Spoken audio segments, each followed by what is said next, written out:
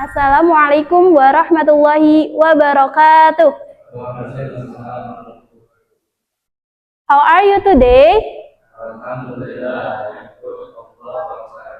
Oke, sebelum belajar, marilah kita berdoa. Berdoanya dipimpin sama Afadli. Silakan, A. Up your hand and close your eyes. Before we study, let's pray. Together begin. A'udzu billahi minasy syaithanir. Bismillahirrahmanirrahim. Alhamdulillahi rabbil alamin. Ar-Rahmanir-Rahim. Maliki Iyyaka na'budu wa iyyaka nasta'in. Ihdinas siratal mustaqim. Siratal ladzina an'amta 'alaihim ghairil maghdubi 'alaihim waladdallin. Amin. Rabbi zidni ilman warzuqni fahman bi rahmatika ya arhamar rahimin. Alhamdulillah. Ibu absen dulu ya. Kalau laki-laki jawabnya hadir, kalau perempuan hadiroh. Teh Rizka. Oke, good. Sambil acungkan tangan ya. Teh Mida. Oke, Teh Nur Sari. A Nur Hakim. A Asep Ridwan. A Fauzan. A Fadli. A Ridwan Rizki. A Ferry Gunawan. A Kenza. Sama A Fajar ya. Oke, alhamdulillah sudah masuk semua. Sekarang kita akan membahas mengenai toharoh. Ada yang tahu toharoh itu apa? Apa, Teh Mida?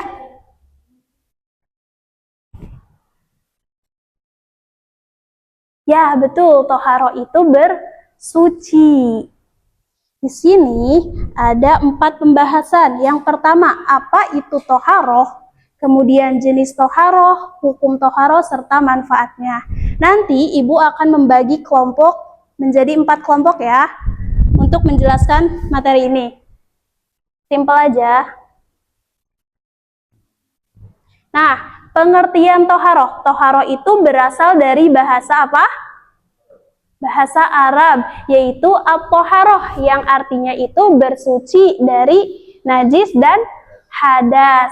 Toharoh menurut bahasa artinya an-nadhafatu, yaitu sama, bersih atau suci. Sedangkan kalau menurut istilah, biasanya kalau bahasa dan istilah itu berbeda. Kalau bahasa itu lebih pendek. Contohnya, cuman bersuci dari hadas dan najis, atau bersih atau suci. Sedangkan istilah itu menggambarkannya secara keseluruhan. Misalkan, yang ini, toharoh adalah membersihkan diri, pakaian, tempat sholat dari najis dan hadas untuk bisa melakukan ibadah sholat. Ada yang tahu najis itu apa?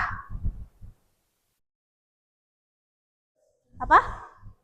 Ya, kotoran, sesuatu yang terlihat wujudnya secara fisiknya. Ada kayak darah, air kencing, kemudian kotoran, yang seperti itu. Sedangkan kalau hadas itu sesuatu yang tidak terlihat. Hadas itu dibagi menjadi 2, hadas kecil dan hadas besar. Selanjutnya, jenis toharoh. Jenis toharoh ini dibagi menjadi 2. Yang pertama, toharoh dari hadas atau bersuci atau sucinya diri kita dari hadas, baik hadas kecil maupun hadas besar. Yang tadi ini itu sesuatu yang tidak terlihat.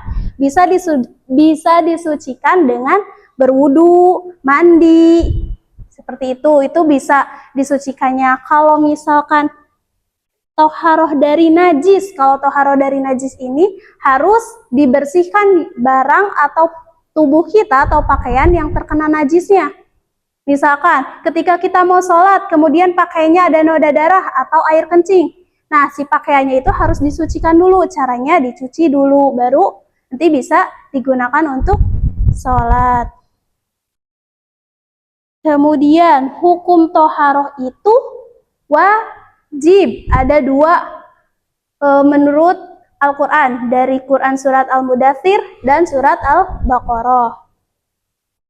Selanjutnya ada 4 manfaat dan hikmah toharoh. Yang pertama, bersuci adalah fitrah manusia, karena sesungguhnya manusia ketika diturunkan ke muka bumi ini suci. Yang kedua, menjaga kemuliaan dan wibawa umat Islam. Nah, orang yang senantiasa bersuci itu akan berwibawa. Beda halnya dengan orang gila. Coba kalian lihat orang gila, apakah ada wibawanya? Malah kan kita memandangnya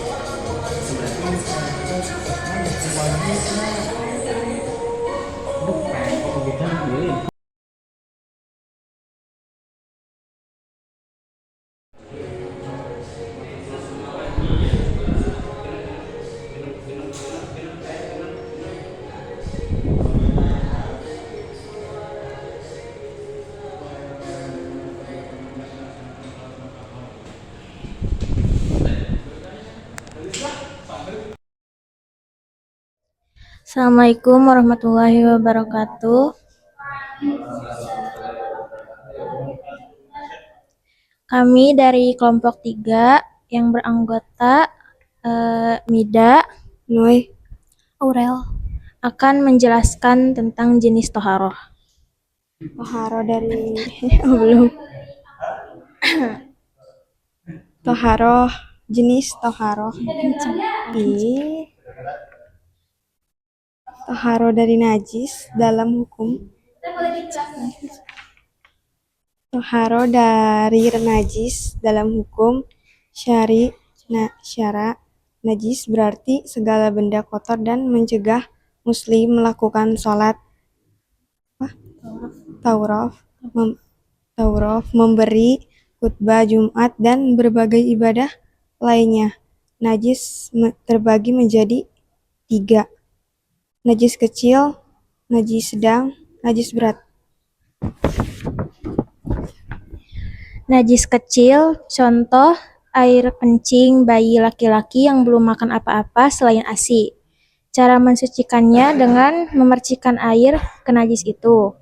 Yang kedua, najis sedang, terbagi menjadi 2, yaitu hukmiyah, tidak terlihat wujudnya, tidak nyata zatnya, rasa, bau, dan warnanya.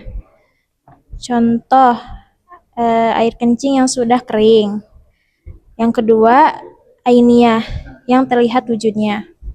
Yang ketiga, najis berat. Contoh, air liur anjing. Cara mensucikannya harus menggunakan tanah. Assalamualaikum warahmatullahi wabarakatuh. Waalaikumsalam warahmatullahi wabarakatuh. Kami dari kelompok 4, Fajar dan Fauzan.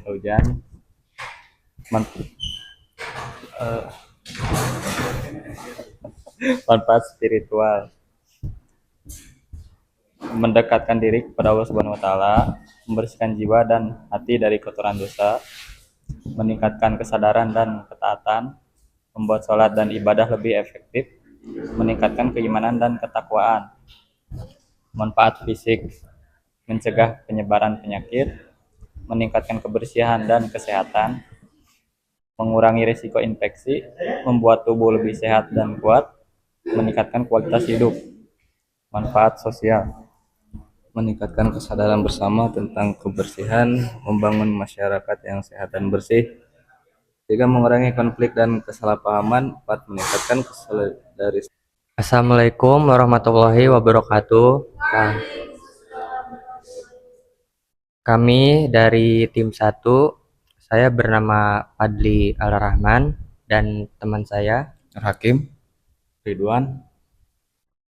Kami akan menjelaskan tentang tahafudz.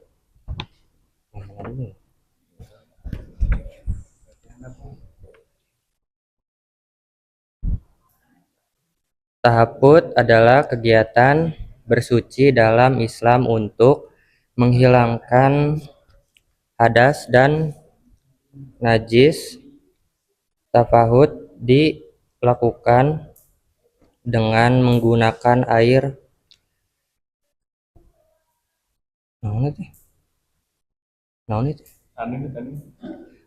dan tanah yang bersih.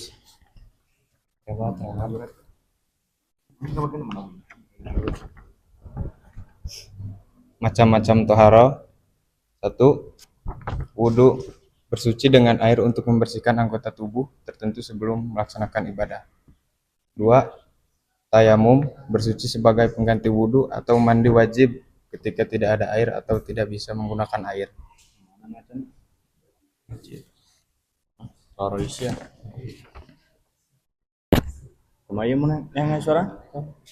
Toharo hisiah, bersuci dari hadas dan najis pada tubuh, pakaian dan tempat. Mandi wajib, bersuci dari hadas besar dengan memandikan seluruh tubuh. Kemana penutupan? Udah. Tutup, bro. Tutup. Wassalamualaikum warahmatullahi wabarakatuh.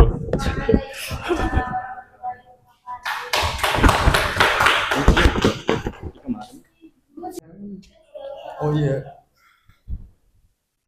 Assalamualaikum warahmatullahi wabarakatuh. Perkenalkan nama saya.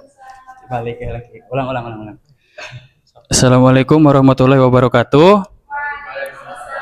Kami dari kelompok 3, saya Asep Ridwan, Dari Ridwan Putra, Muhammad Genco, bakal menerangkan tentang hukum toharoh. Apa itu hukum toharoh? Hukum toharoh yang tertulis di sini adalah wajib. Apa itu wajib? Wajib adalah perkara yang mutlak yang harus dilaksanakan oleh semua umat Islam. Mutlak itu berbeda dari sunnah dan mubah, seperti yang tertulis dalam surat Al-Maidah ayat 6 yang berbunyi, Wahai orang-orang yang beriman, apabila kamu hendak melaksanakan sholat, maka basuhlah wajahmu dan tanganmu sampai ke siku, dan sapulah kepalamu, basuh kedua kakimu sampai ke mandilah. dan jikalau kamu sakit atau dalam perjalanan atau kembali dari tempat buang air kakus atau menyentuh perempuan, maka jika kamu tidak memperoleh air, maka bertayamunlah dengan debu yang baik suci, usaplah wajahmu dan tanganmu dengan debu itu. Allah tidak ingin menyulitkan kamu, tetapi Dia hendak membersihkan kamu dan menyempurnakan nikmat-Nya bagimu agar kamu bersyukur. Sekian dari kami kelompok 3 atau kelompok Obdaeng. Wassalamualaikum warahmatullahi wabarakatuh.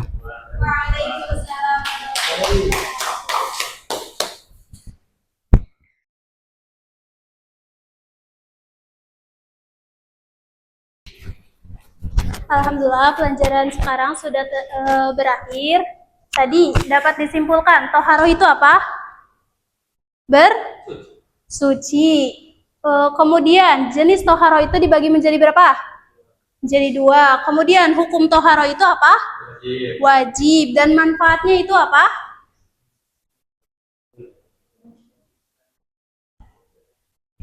Manfaatnya itu apa?